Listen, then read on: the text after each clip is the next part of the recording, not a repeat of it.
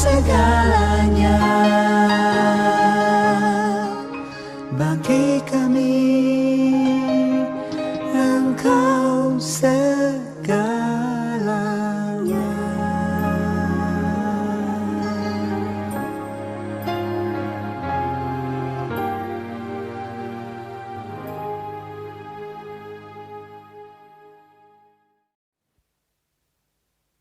Salam. Karena sudah tiba waktunya, sebelum kita memulai ibadah kita, mari kita berdoa dalam hati kita masing-masing. Kita berdoa. Amin.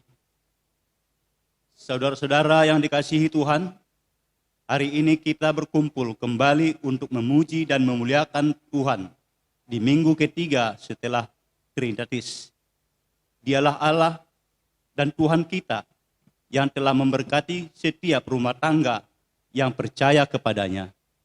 Terpujilah Allah Tritunggal yang selalu memberkati rumah tangga kami.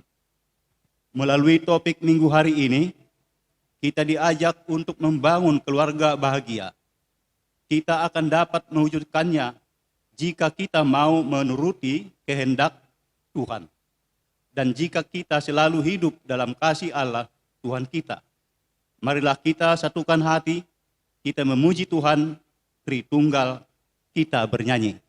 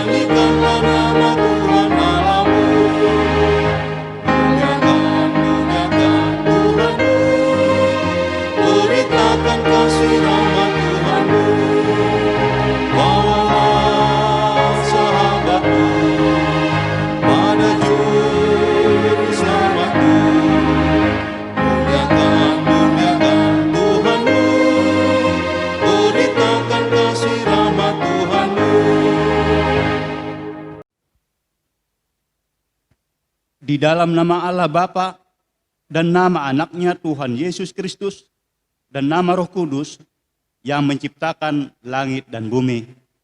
Amin. Dari jauh Tuhan menampakkan diri kepadanya. Aku mengasihi engkau dengan kasih kekal. Sebab itu aku melanjutkan kasih setiaku kepadamu.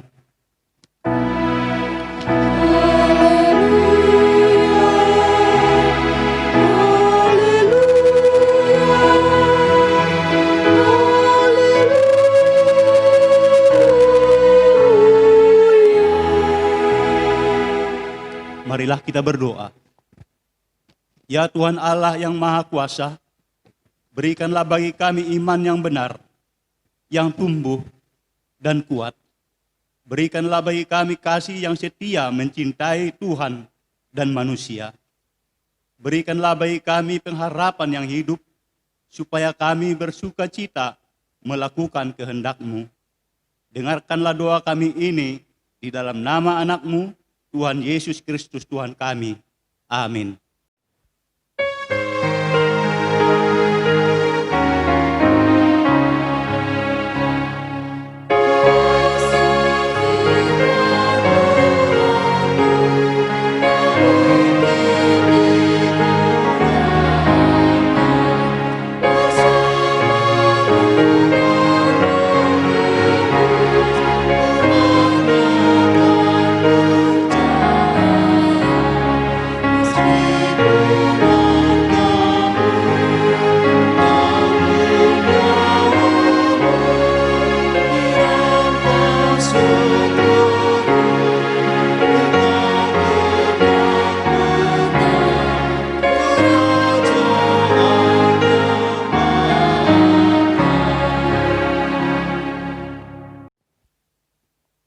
Hukum Tuhan yang ditetapkan untuk kita pada minggu ketiga setelah Trinitatis tertulis dalam 1 Petrus 5 ayat 5. Demikian juga kamu, hai orang-orang muda, tunduklah kepada orang-orang yang tua, dan kamu semua, rendahkanlah dirimu seorang terhadap yang lain, sebab Allah menentang orang yang congkak, tetapi mengasihi orang yang rendah hati. Marilah kita bersama-sama memohon kekuatan dari Tuhan. Ya Tuhan Allah, Kuatkanlah kami untuk melakukan yang sesuai dengan hukum-Mu. amin. Amin.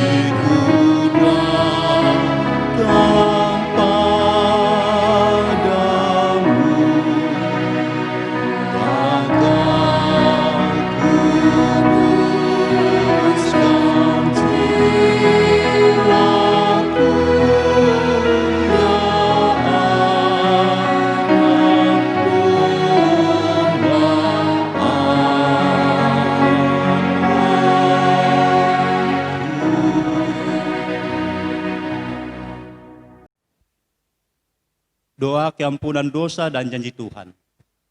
Ya Allah Bapa kami yang Maha Kuasa dan Maha Pengasih, kami orang berdosa yang hina ini datang ke hadapan-Mu yang kudus dan mulia, mengaku dan meminta keampunan segala dosa dan kejahatan kami. Kami sering mendukakan Tuhan karena perkataan, pikiran, dan perbuatan kami yang tidak benar.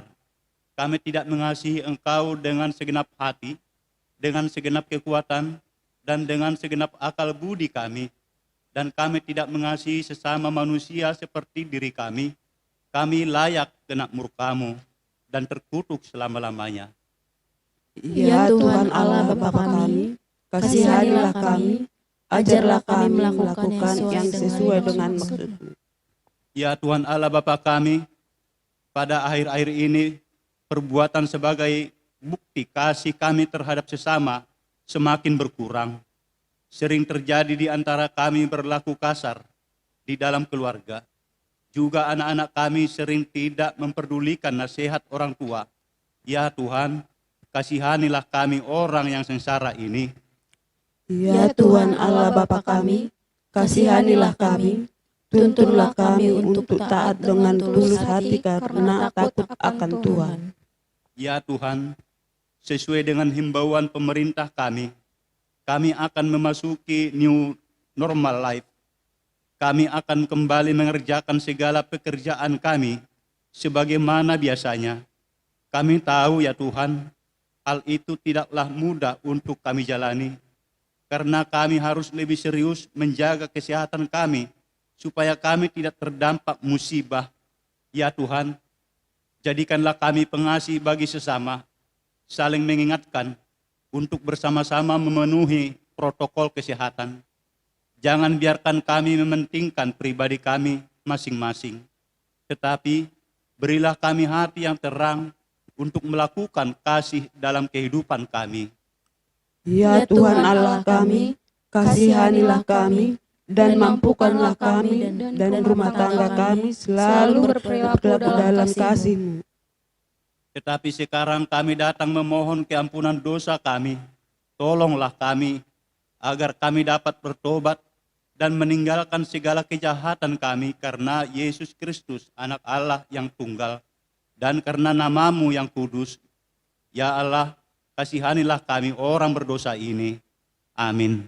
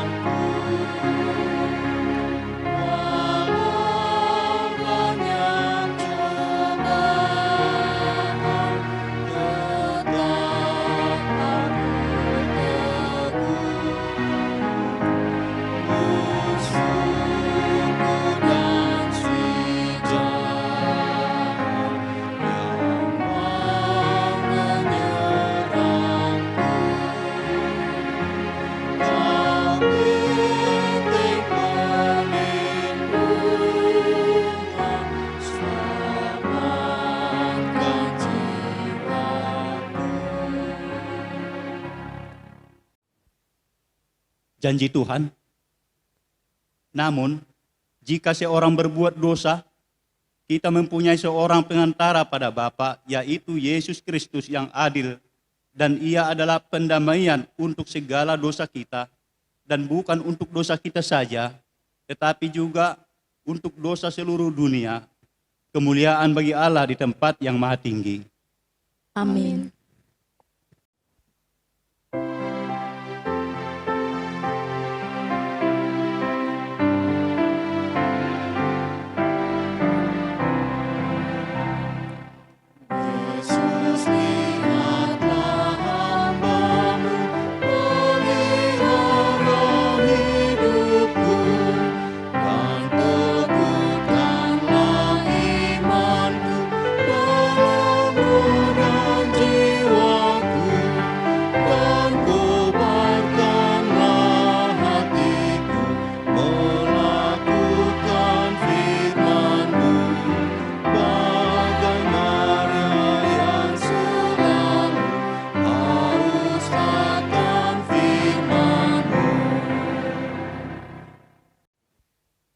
Firman Tuhan yang menjadi epistel pada minggu ketiga setelah Trinitatis ini tertulis dalam Kidung Agung 8, mulai dari ayat 5 sampai dengan ayat 7.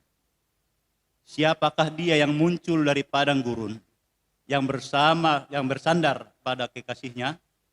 Di bawah pohon apel kubangunkan engkau, di sanalah ibumu telah mengandung engkau, di sanalah ia mengandung dan melahirkan engkau.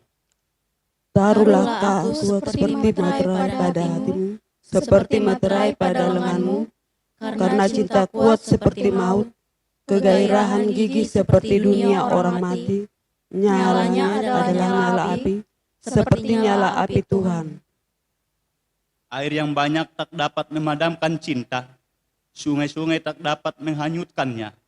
Sekalipun orang memberi segala harta benda rumahnya untuk cinta, namun ia pasti akan dihina. Demikian firman Tuhan. Berbahagialah orang yang mendengar firman Tuhan serta memeliharanya dalam hatinya. Amin.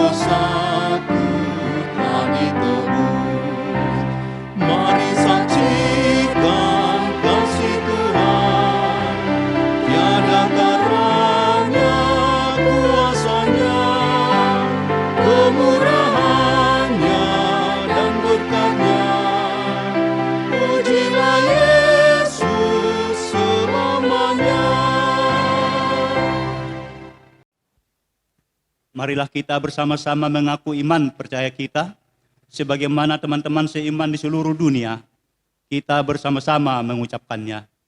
Aku percaya kepada Allah, Bapa yang Maha Kuasa, Khalik langit dan bumi.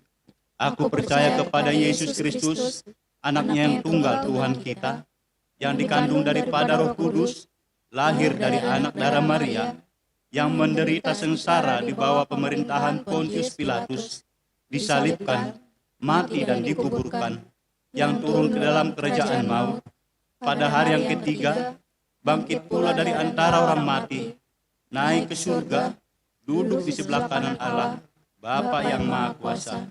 Dari sana akan datang kelak untuk menghakimi orang yang hidup dan yang mati. Aku percaya kepada Roh Kudus dan adanya satu gereja yang kudus dan am, persekutuan orang kudus, pengampunan dosa, kebangkitan daging, dan hidup yang kekal. Amin.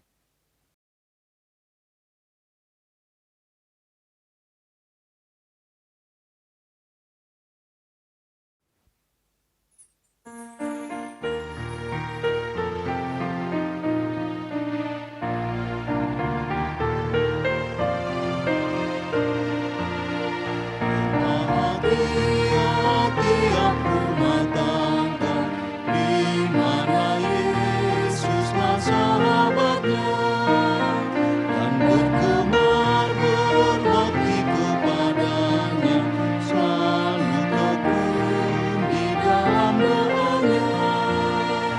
Mereka selalu mengasihi Dia dan suka melakukan perintahnya. Pikiran, kata, dan perbuatannya tetap sesuai dengan firman-Nya. Damai sejahtera Allah yang melampaui segala akal dan pikiran, itulah kiranya menyertai hati pikiran saudara-saudara di dalam nama Yesus Kristus Tuhan kita. Amin. Shalom, horas buat kita, Jemaat HKBP Kayu Tinggi, dimanapun saat ini berada. Di tengah-tengah rumah kita bersama keluarga, kita berkumpul, bersekutu, memuji Tuhan, sambil saat ini kita akan mendengarkan firman Tuhan yang tertulis di kitab Kolose pasal 3 ayat 18 sampai 21. Dengarkanlah firman Tuhan. Hai istri-istri, tunduklah kepada suamimu, sebagaimana seharusnya di dalam Tuhan. Hai suami-suami, kasihilah istrimu, dan janganlah berlaku kasar terhadap dia. Hai anak-anak, taatilah orang tuamu dalam segala hal, karena itulah yang indah di dalam Tuhan.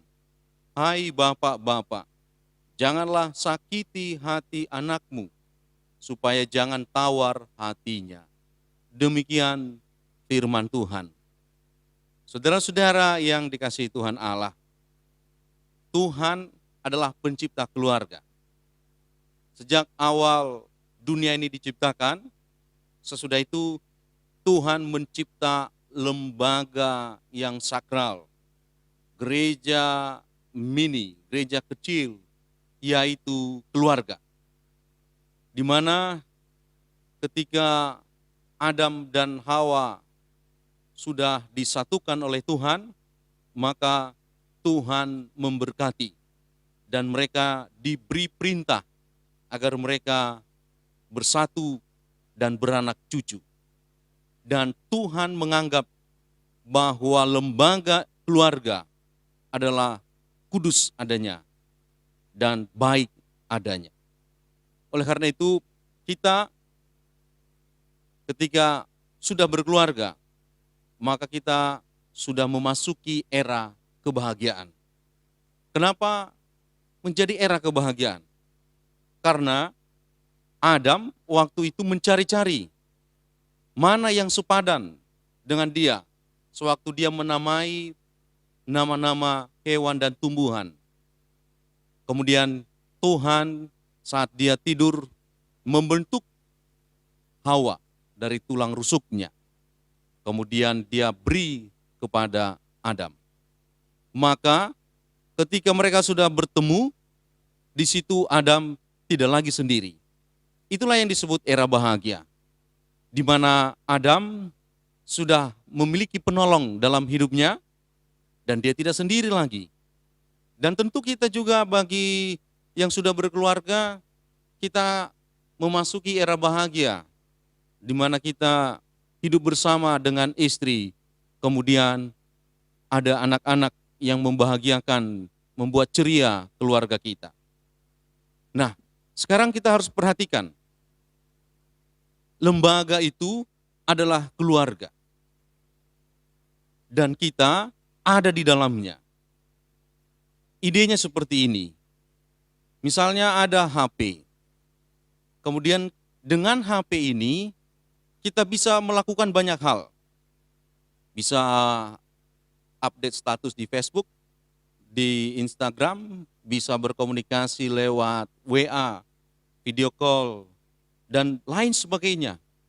Bahkan melalui HP kita bisa mentransfer, membayar banyak hal, dan lain sebagainya. Tetapi handphone ini di tangan orang yang gaptek akan sedikit maksimal, akan sedikit yang namanya gunanya. Dan HP di tangan orang yang salah menggunakan, kalau dia mau menipu dan melakukan yang tidak benar, maka HP itu tidak salah, tetapi orangnya yang salah. Nah, begitu juga lah kalau kita memahami keluarga. Lembaga keluarga itu yang diciptakan Tuhan tidak salah. Tetapi orang yang memakai dan di dalam itu sering sekali salah menggunakan. Bisa menjadi lebih berbahagia, kita memasuki era bahagia, tetapi ada juga orang yang ketika di dalam salah memaknai, salah melakukan, maka itu menjadi era duka baginya. Oleh karena itu saudara-saudara, sekarang topik kita membangun keluarga bahagia. Topik ini penting saat ini. Mari kita coba lihat lebih jauh. Karena ketika kita mau membangun keluarga, mau menikah, itu ternyata tidak gampang. Justru menikah itu sulit sekali. Saking sulitnya kita ini sampai tua, sampai maut memisahkan, tidak ada tamat-tamatnya. Saking sulitnya, tidak ada sekolahnya.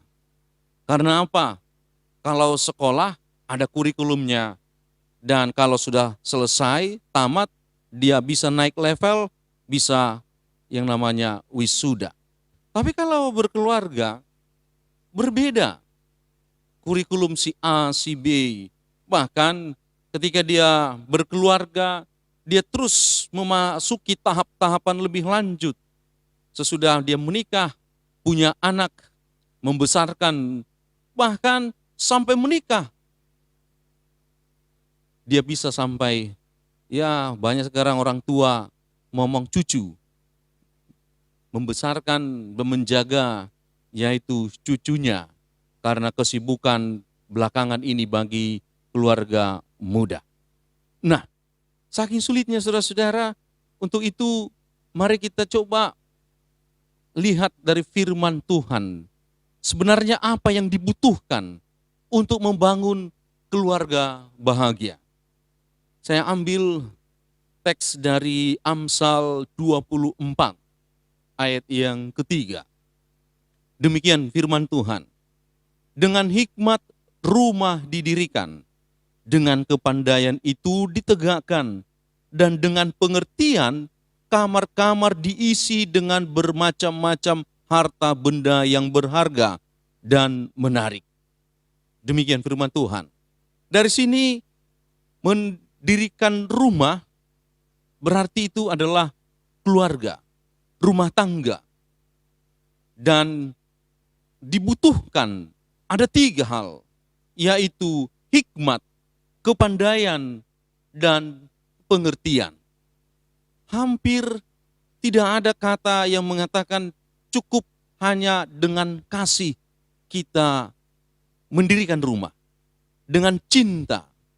Karena sering sekali orang mendirikan keluarga hanya sebatas cinta romantis.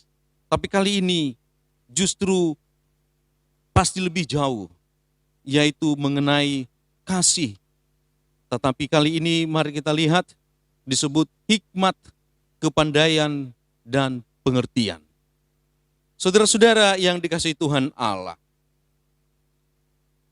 kepandaian, hikmat, dan pengertian sebenarnya bentuknya seperti apa yang dimaksud Tuhan? Dan untuk apa? Ternyata kalau kita perhatikan lebih jauh, ini menjadi penting, yaitu untuk mengerti akan perbedaan.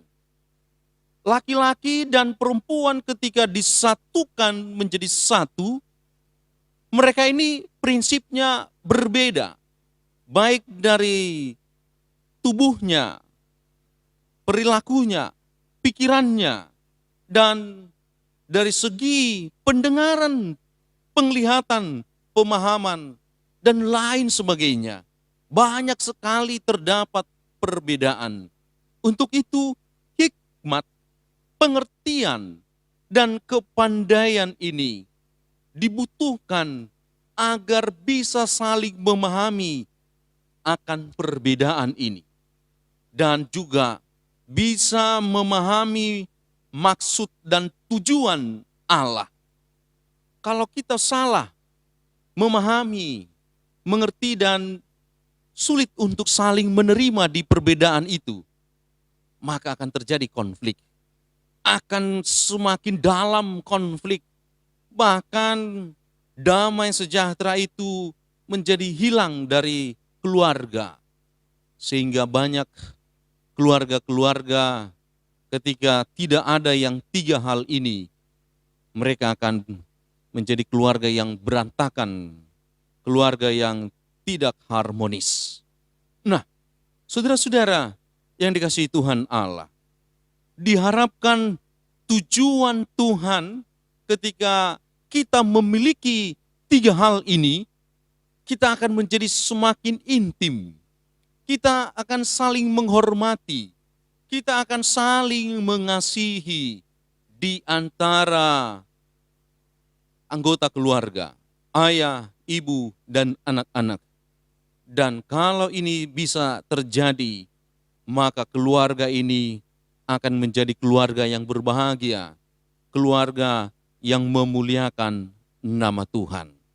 Nah, sekarang teks firman Tuhan dari Kolose 3 ayat 18 sampai 21 menerangkan bagi kita soal yaitu hikmat, kepandaian, dan pengertian itu. Bisa kita lihat saudara-saudara, yaitu soal menghargai atau menghormati, dan juga soal yaitu bagaimana si perempuan, istri tunduk kepada suami dan suami mengasihi istri. Saudara-saudara yang dikasihi Tuhan, Emerson dalam bukunya Love and Respect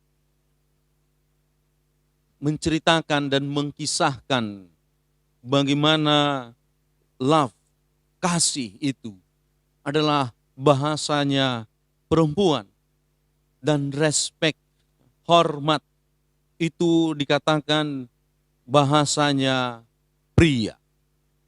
Dan itu menjadi sebuah bahan bakar agar si pria dapat bertindak, bergerak mobilnya, tidak mogok, dan si perempuan juga bertindak dan mobilnya tidak mogok. Si pria katanya harus mengasihi si perempuan, dan si perempuan atau istri harus tunduk kepada suami. Itulah yang bisa kita lihat juga jauh sebelum yaitu Emerson menuliskan bukunya itu. Di Kolose 3 ayat 18 sampai 21, Paulus sudah menyatakan itu.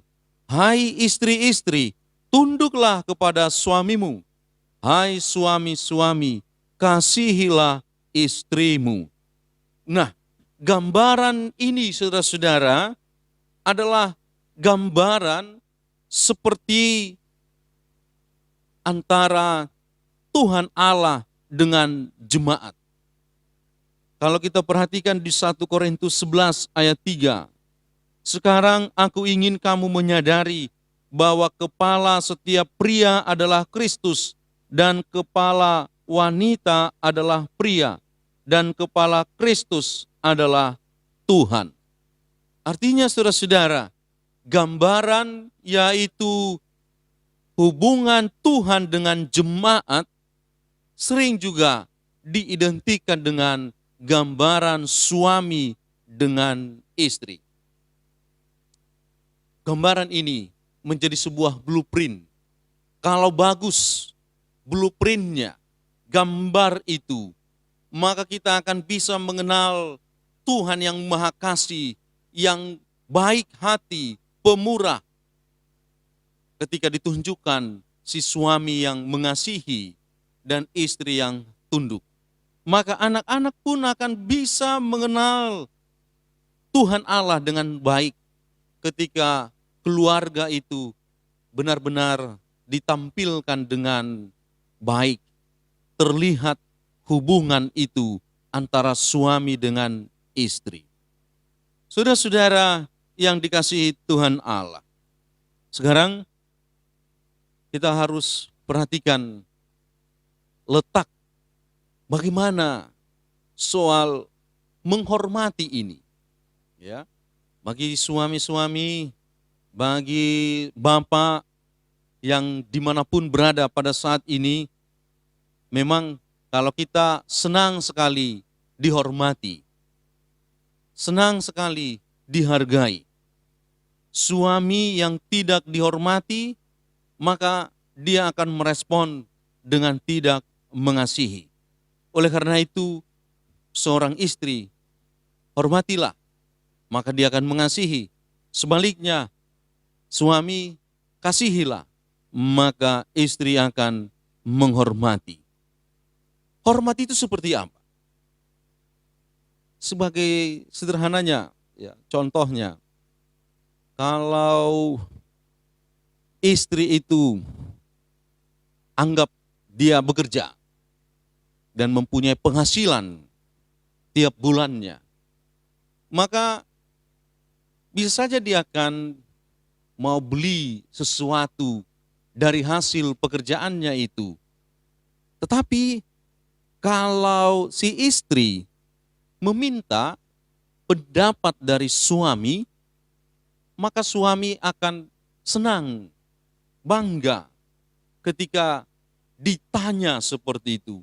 Meskipun nantinya si suami akan mengikuti mungkin apa yang menjadi keinginan istrinya, tapi ketika diberikan penghormatan, maka dia tidak akan kehilangan jati dirinya sebagai seorang pemimpin di tengah keluarga itu. Oleh karena itu saudara-saudara, penghormatan ini sangat penting. Dan dia pun akan bangga kalau istri, anak-anak menghormati suami di tengah orang banyak. Maka dia akan seperti pahlawan, superhero, dihargai di depan banyak orang. Oleh karena itu saudara-saudara, sebagai istri, berikanlah penghormatan itu kepada suami. Atau yang bisa kita lihat lagi soal penghormatan ini, soal tunduk ini, juga terlihat dari kita yang memberikan pujian kepada suami. Seorang suami bertahta atas pujian dari istrinya. Kalau kita hubungkan tadi antara Kristus dengan jemaat, kalau kita lihat tadi tata ibadah kita, pertama kita bernyanyi kita memuji Tuhan. Dan ketika kita memuji Tuhan, Tuhan bertahta atas pujian kita. Dan ketika kita memuji Tuhan, maka Dia akan memberikan firman-Nya. Dia memberikan Taurat-Nya. Dia memberikan berita sukacita. Dia merespon pujian kita. Oleh karena itu, sebagai kaum istri, kaum perempuan, pujilah suami dimanapun berada. Dan jangan terlampau sering komplain. Jangan terlampau sering yang namanya justru tiba kepada membandingkan suami orang dengan suamimu. Ketika itu terjadi, maka suamimu akan sakit hati. Dia menjadi orang yang dianggap tidak berdaya. Oleh karena itu, pujilah. Maka di sini butuh pengertian, pemahaman dan hikmat dari perempuan, istri. Bagaimana melihat ruang untuk tunduk, untuk memberikan penghormatan, memberikan pujian kepada suami di tengah perbedaan yang beragam itu. Dan kalau kita minta dari Tuhan hikmat, pengertian dan kepandaian untuk melakukan ini, dan kita berikan itu kepada suami kita, maka suami pun akan merespon, mengasihi, dan kita pun akan melihat Tuhan akan memerintahkan berkat-Nya ketika keluarga kita menjadi keluarga yang harmonis. Sekarang kita perhatikan giliran kaum laki-laki, kaum bapak, bahwa di sini dikatakan, hai suami, kasihilah istrimu dan janganlah berlaku kasar terhadap dia. Kita ketika tadi bernyanyi memuji Tuhan, maka sesudah itu disambung dengan Tuhan yang hadir dan Tuhan yang menyampaikan firman-Nya, Tuhan yang menyampaikan kata-kata, baik itu kata-kata untuk menghibur, nasihat, atau juga petunjuk, semuanya itu akan didengar oleh jemaat dan itu akan diperhatikan, disimak, dan direnungkan, dan sesudah itu dilakukannya dalam kehidupannya. Maka tugas seorang laki-laki, seorang pria, seorang suami, seorang bapak, dia harus menunjukkan dan memberikan kata-kata yang baik, janji-janji, dan tanggung jawab yang ditunjukkan kepada istri dan juga kepada anak-anaknya. Inilah bagian mengasihi. Dari kata-kata itulah, maka istri dan anak akan mendengar, melihat, dan sesudah itu dia akan renungkan. Kalau kita salah memberikan kata-kata, salah memberikan teladan, salah memberikan yang namanya bagaimana seharusnya dalam kehidupan ini, maka mereka akan merenungkan yang salah.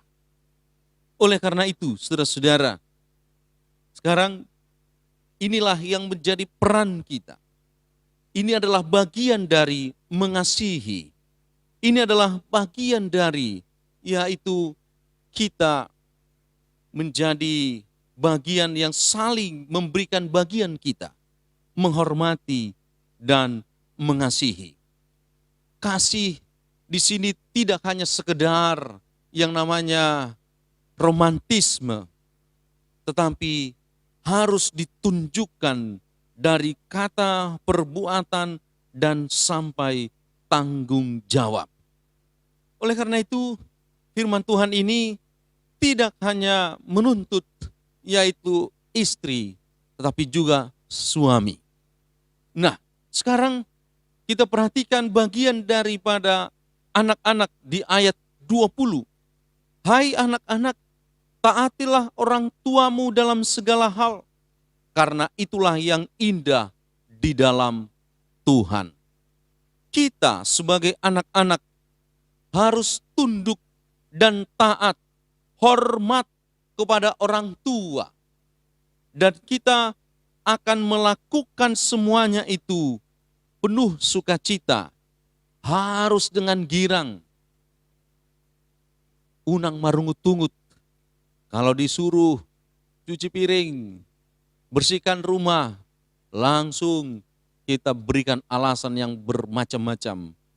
Kemudian ketika dipanggil nama, maka kita sulit untuk merespon, menjawab, malas. Oleh karena itu firman ini menuntut juga bagian anak adalah menaati dan taat atas perintah. Bahkan di sini disebut segala hal di dalam Tuhan Allah. Nah, saudara-saudara, di ayat 21 dikatakan demikian. Hai bapak-bapak, janganlah sakiti hati anakmu, supaya jangan tawar hatinya. Apa maksudnya ini? Maksudnya adalah agar orang tua tidak menunjukkan cara yang salah di dalam memberikan perintah. Makanya ayat 20 sampai 21 itu berhubungan. Jangan membangkitkan mereka untuk saling membenci. Jangan bangkitkan dalam diri mereka sesuatu hal yang tidak baik. Mendidik haruslah sama dan berdasar firman Tuhan. Kadang orang tua ini mendidik pun tidak sama. Si bapak dan si ibu dalam memberikan nasihat bisa jadi ketika tidak sama, anak-anaknya pun akan memanfaatkan situasi ini sehingga mereka bisa berantem.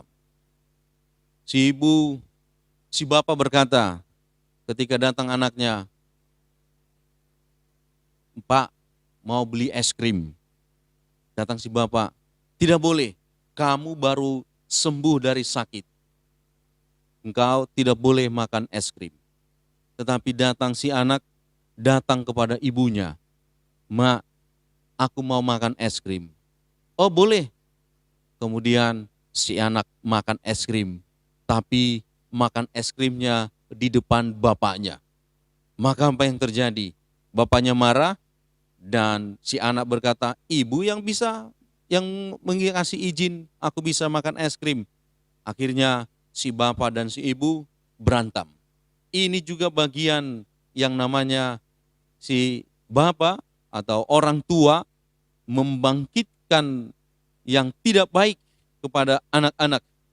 Oleh karena itu dalam mendidik, marilah orang tua satu hati. Kalau memang tidak boleh, maka sama-sama mengatakan tidak boleh.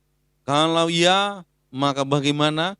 Tetapi mari supaya kita juga sebagai orang tua harus mendidik dengan firman Tuhan, dengan penuh pengertian, dengan penuh hikmat, dengan penuh yang namanya kepandaian. Oleh karena itu, kalau kita minta dari Tuhan ketiga hal ini, maka anak-anak pun menjadi orang yang taat dan kita memberikan perintah itu dengan baik. Keluarga pun menjadi keluarga yang berbahagia.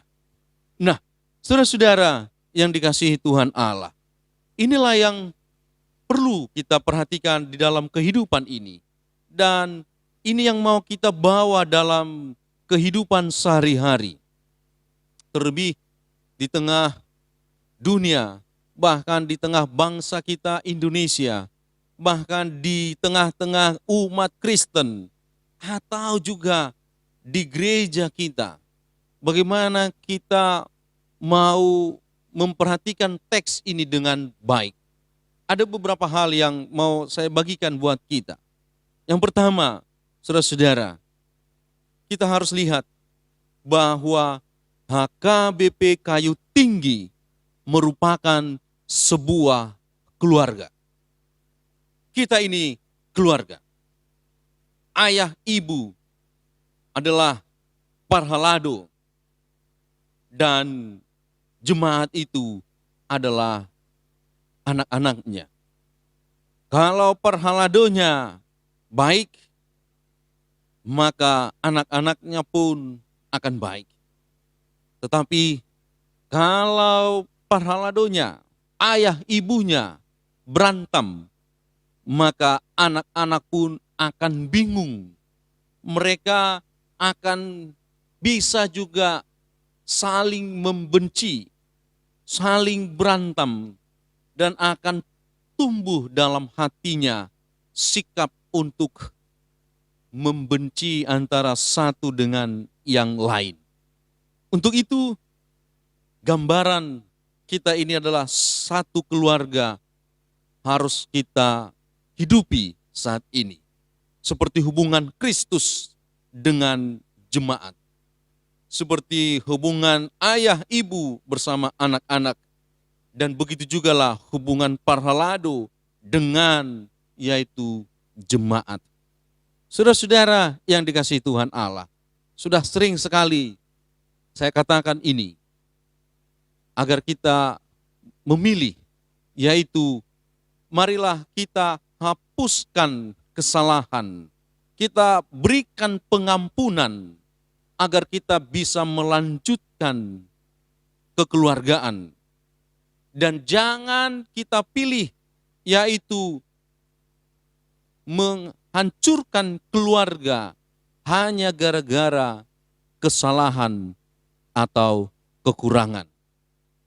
Banyak sekali di catatan Alkitab keluarga-keluarga yang begitu luar biasa ketika mereka melihat kesalahan itu, kebencian itu. Kain dan Habel, luar biasa, mereka saling membunuh. Begitu juga anak Daud, mereka juga saling membunuh. Dan saudara-saudara yang dikasihi Tuhan Allah, mari kali ini kita jalin sebuah keluarga yang lebih baik ke depan, sehingga Tuhan hadir di tengah-tengah keluarga kita, dan Tuhan memerintahkan berkat atas keluarga kita. Yang kedua, saudara-saudara yang dikasihi Tuhan Allah, sikap tunduk dan kasih ini pun harus kita jalin dengan baik. Di mana jemaat pun harus tunduk kepada Parhalado, dan Parhalado pun harus mengasihi jemaatnya. Kita tidak bisa menuntut mereka tunduk kalau kita tidak mengasihi. Dan kita tidak bisa menuntut kita akan dikasihi kalau kita tidak tunduk. Dan mari kita lihat juga, kalau kita berikan teladan yang baik, maka mereka pun akan menaati dengan baik. Oleh karena itu saudara-saudara, ini poin yang harus kita hidupi. Dan kalau kita hidupi saudara-saudara, ini menjadi sukacita buat kita, menjadi berkat buat kita. Sanggupkah kita melakukan ini? Saya yakin sanggup. Saya yakin Tuhan yang mencipta lembaga keluarga itu, Dia tidak main-main menciptanya. Dan apa yang dicipta Tuhan pasti bagus, baik, sempurna. Dan Tuhan hadir di situ. Saudara-saudara, untuk itu mari kita lihat apa yang dilakukan oleh Yesus ketika dia hadir di sebuah pernikahan. Waktu itu ketika terjadi pernikahan, anggur habis. Ketika anggur habis, maka Ibu Yesus berkata kepada orang yang punya hajatan, lakukanlah apa yang diperintahkan oleh Yesus anakku ini.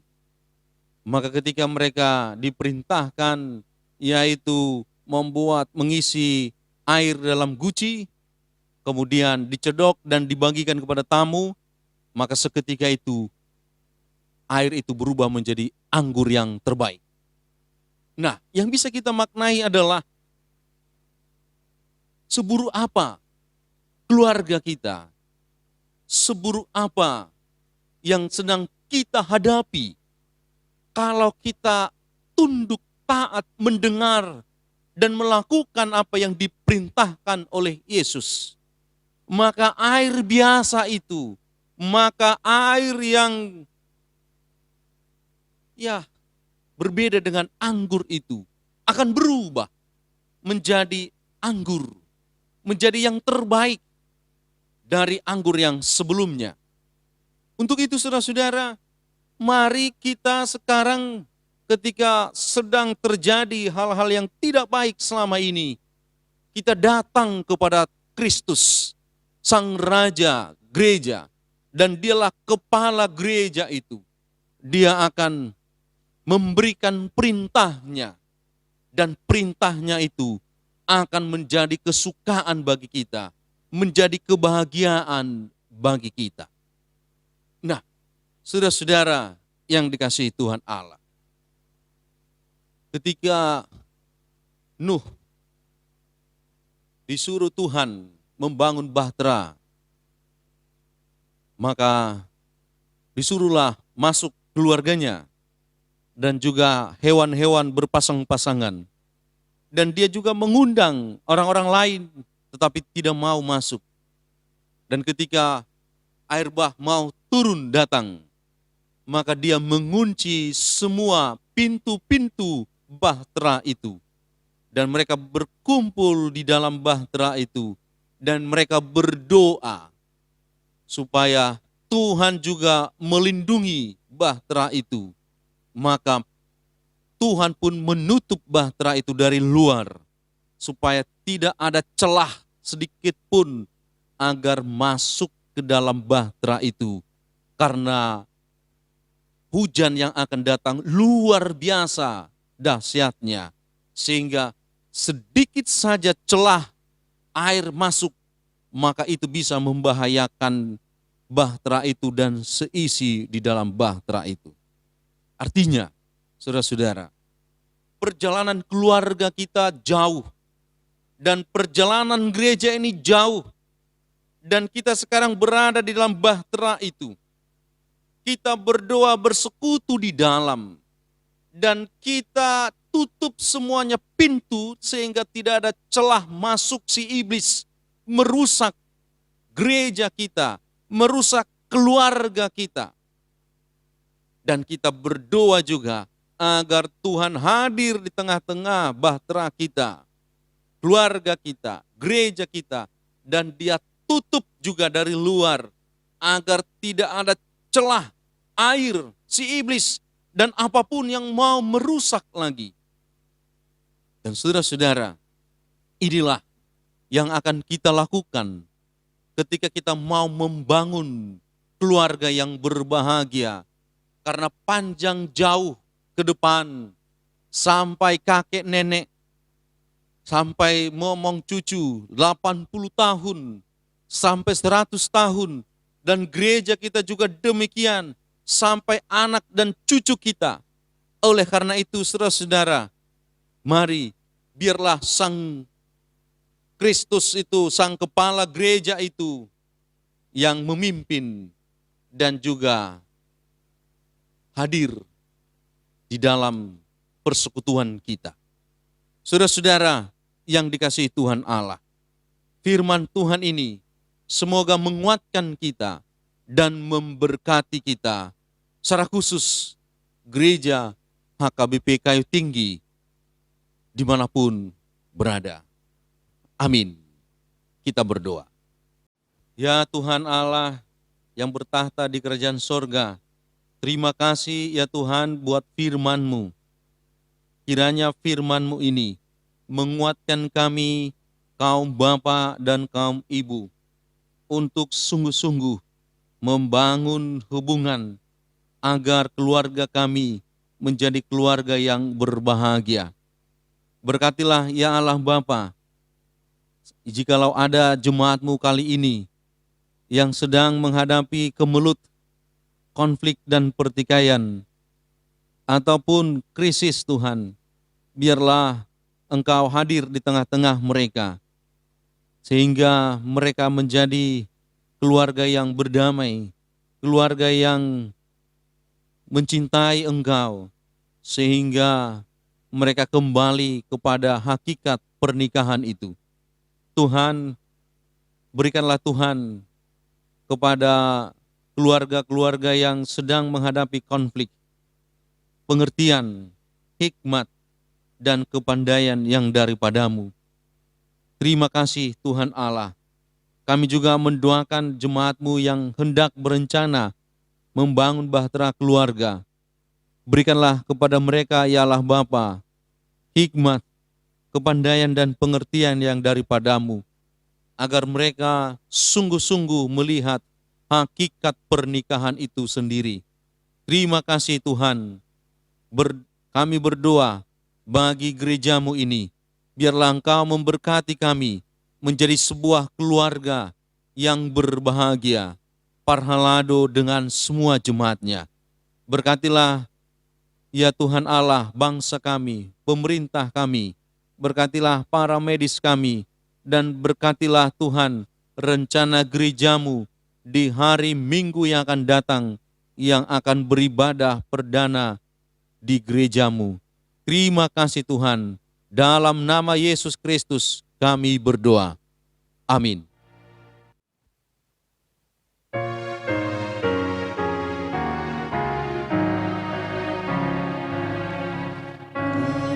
Dengan teman hidupku, siap berbakti padamu, ya Yesus ya Tuhanku. Padamu kami berserah, selama hidup di dunia, berikanlah berkat-Mu. Kaulah Raja, Tuhan Allah kami sembah dan rindukan.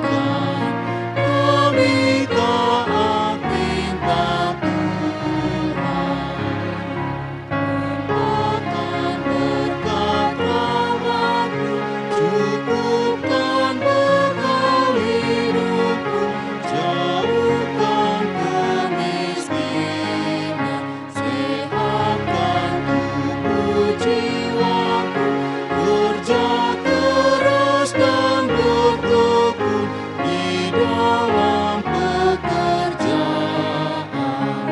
Tolong,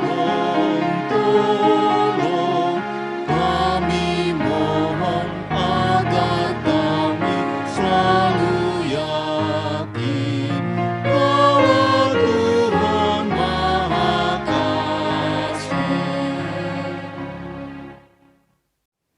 Marilah kita bersyukur dan memuji Tuhan kita yang telah membangun rumah tangga yang berbahagia di hadapannya. Dialah yang telah memberikan kasih-Nya kepada keluarga Kristen, sehingga ada kasih yang kekal dalam setiap keluarga.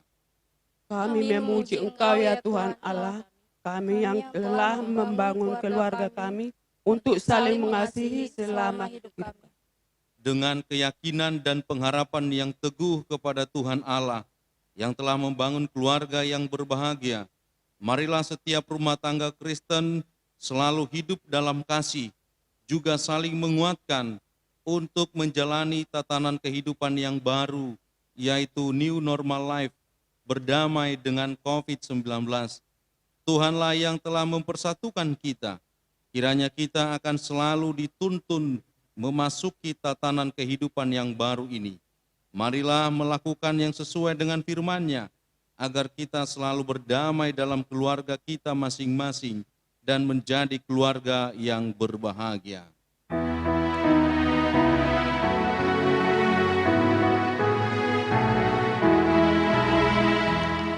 Yesus pimpinlah dan lindungilah kami semua murid-Mu yang telah ditebus darah-Mu. Tuntunlah Tuhan kami yang lemah, sikap kami pun selalu bertekun. Bila datang kesusahan, Yesus berilah kekuatan hingga akhirnya kami bahagia. Marilah kita berdoa untuk menyerahkan persembahan kita kepada Tuhan. Ya Allah Bapa kami yang di surga, kami mengaku bahwa Tuhan adalah sumber dari segala karunia yang melimpah dalam kehidupan kami masing-masing. Sebagian daripada karunia itu, kami serahkan kembali sebagai persembahan kepada Tuhan. Terimalah dan berkatilah persembahan umat-Mu ini, agar dapat kami pergunakan untuk pekerjaan dan pelayanan kerajaan Tuhan di dunia ini. Bukalah hati kami untuk mengenal betapa banyak berkat dan karunia yang kami peroleh dari Tuhan, supaya kami senantiasa bersyukur kepadamu di dalam nama Yesus Kristus Tuhan kami. Amin. Tuhan karuniamu, roda jiwaku semua, nyawa juga hidupku, harta milikku semua, ku serahkan padamu untuk selama-lamanya.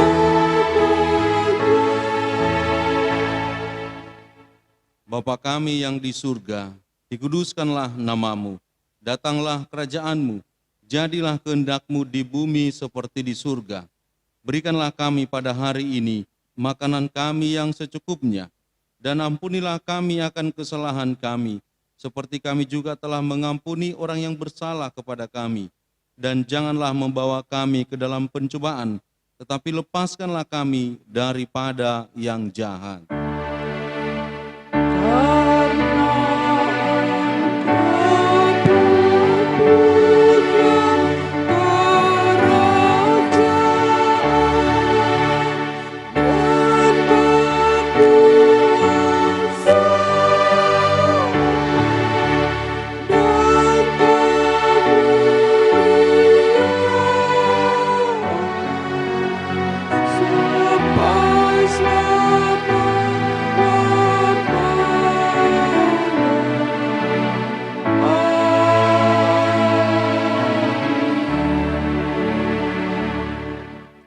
Arahkanlah hatimu kepada Tuhan, terimalah berkat dari Tuhan. Tuhan memberkati engkau dan melindungi engkau. Tuhan menyinari engkau dengan wajah-Nya dan memberi engkau kasih karunia. Tuhan menghadapkan wajah-Nya kepadamu dan memberi engkau damai sejahtera.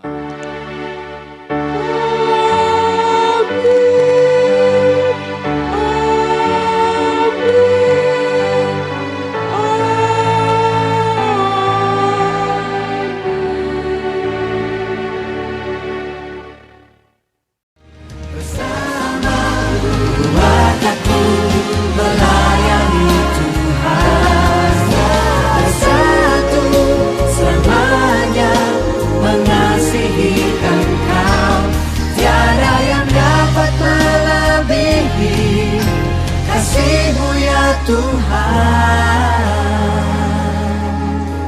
bagi kami Engkau segalanya.